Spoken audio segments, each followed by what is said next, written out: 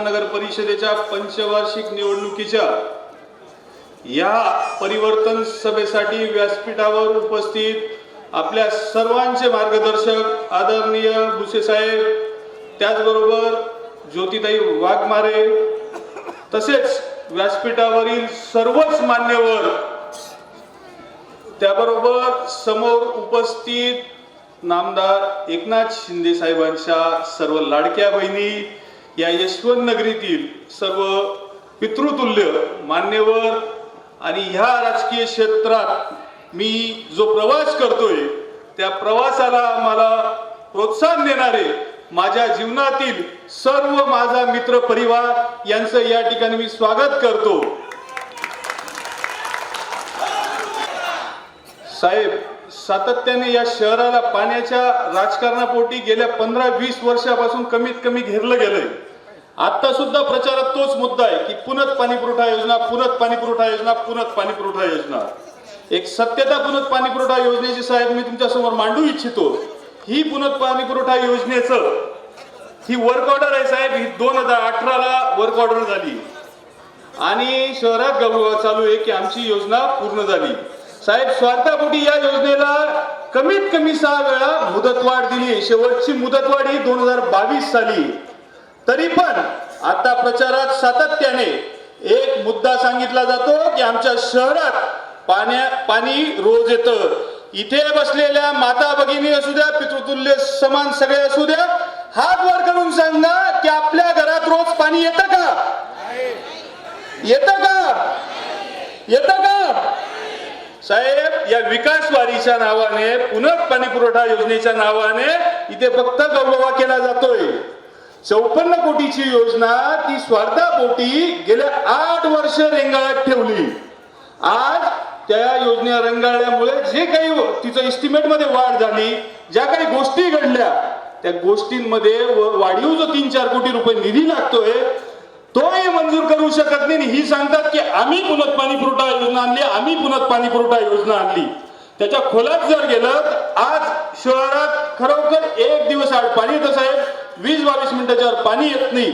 आम्हा सर्व यशवंत नागरिकांकडून तुम्हाला विनंती असेल की येणाऱ्या काळात तिला लागणारा जो वाढीव निधी तो तुमच्या हस्ते, आदरणीय शिंदे साहेबांच्या हस्ते मंजूर होऊन उर्वरित काम पूर्ण करून या यशवंत नगरीतील जनतेला आपल्या वतीने 31 मार्च 2026च्या घराघरात रोज मुबलक स्वच्छ पाणी आपण द्याल ही अपेक्षा व्यक्त करतो साहेब। दुसरा, अजून विकासवारीच्या नावाने साहेब शहराला मागच्या वेळेस पाण्याचं राजकारण केलं, आज सुद्धा शहरात पाणी आलेलं नाही साहेब। आता शहरात भुयारी गटरचा जो प्रश्न उपस्थित झालाय साहेब, त्या भुयारी गटरच्या नावाने ह्याच पोलीस चौकीवर जी सभा झाली त्या सभेत इथे दाखवण्यात आलं की ही तांत्रिक मंजुरी भेटली। न्यूज चॅनल बाळा साहेब, ही तांत्रिक मंजुरीचं पत्र आहे। ह्या भुयारी गटरचं टीएस झालंय, आमच्या शहराला सांगतात भुयारी गटर मंजूर झाली। भुयारी गटरला जो एसटीपीचा प्लांट जिथे टाकायचा साहेब, ती जमीन सटाणा नगर परिषदेच्या नावावर नाही, स्वमालकीची जमीन नाही, तरी हे म्हणतात की आम्ही भुयारी गटर मंजूर केली। पुन्हा आपणास विनंती असेल साहेब, हाही प्रश्न आपल्या अख्ख्या रेतीतील आहे, नगर विकास खात्याचाच आहे। आमच्या यशवंत नगरीतील जुनं गाव असू द्या, नवीन वसाहत असू द्या, त्या नवीन वसाहतीचा जुन्या गावाचा ज्वलंत प्रश्न आहे तो म्हणजे भुयारी गटरचा। तोही आपल्या वतीने आपण निश्चितपणे येणाऱ्या काळात मंजूर करून द्यावा एवढं मी सांगतो। तिसरा एक महत्वाचा ज्वलंत प्रश्न साहेब, घरपट्टीचा। घरपट्टीची परिगणना त्याचं भारांकन ठरवण्यासाठी जनरल मीटिंगवर एक ठराव घ्यायचा असतो साहेब। गेल्या पंचवार्षिकला उपस्थित मुन्नाबाई असतील, आम्ही जे सभागृहातले नगरसेवक होतो नाना मोरकर असतील, आम्ही वारंवार सांगितलं की घरपट्टीचा ठराव घ्या, ठराव घ्या। यांनी ठराव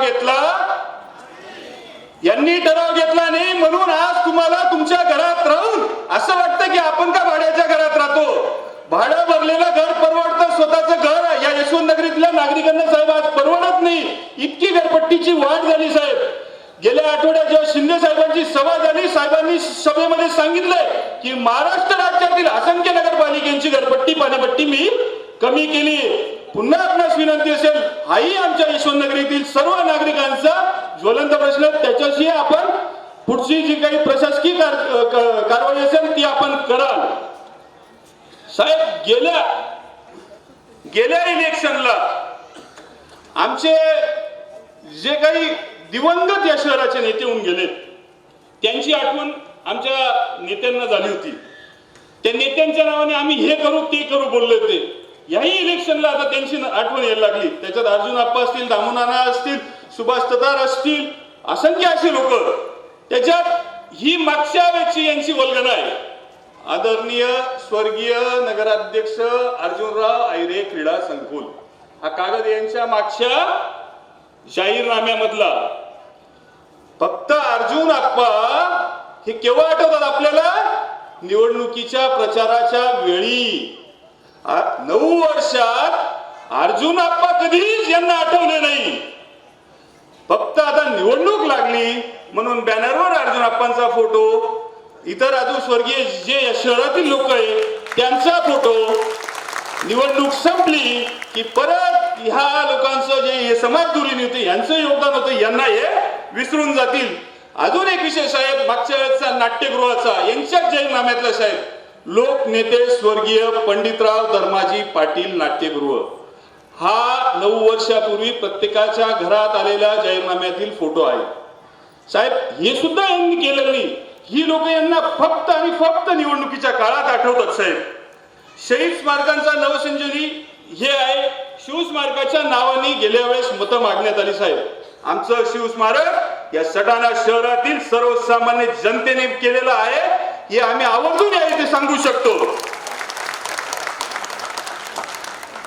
चिखलात लोणावळ डुकरे, आज तुम्ही खरोखर सांगा प्रत्येक प्रभागात काय अवस्था आहे स्वच्छतेची. यांनी प्रचंड स्वच्छतेची वल्गना केली होती. आज कुठे शहरात आपण ज्या रस्त्यावर उभा आहोत तिथे आठवडे बाजार झाल्यावर सुद्धा स्वच्छता राहत नाही. साहेब,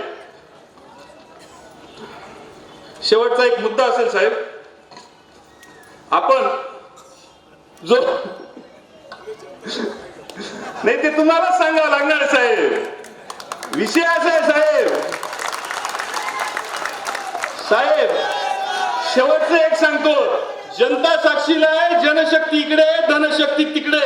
10,000 15,000चे पाकिट पॅक होत आहे. पण मी आवर्जून त्यांना सांगू शकतो, तुमच्याकडे कितीही धनशक्ती राहू द्या, आमच्याकडे संपूर्ण जनशक्ती आहे. आणि या जनशक्तीच्या जोरावर या यशवंत नगरीच्या सटाण नगरपालिकेवर येत्या 2 डिसेंबरला साहेब माझा वाढदिवस आहे. मतदानाच्या दिवशी सातत्याने यशवंत नगरी भरघोस असा आशीर्वाद आम्हाला देत असते. तुम्हाला आम्ही शब्द देतो. माझ्या वाढदिवसाचा शब्द देऊ ना साहेबांना? नक्की का? नक्की का साहेब? 2 डिसेंबरला वाढदिवस आहे. हर्षदाचा अनुक्रमांक 2 आहे. मतदानाची तारीख 2 आहे.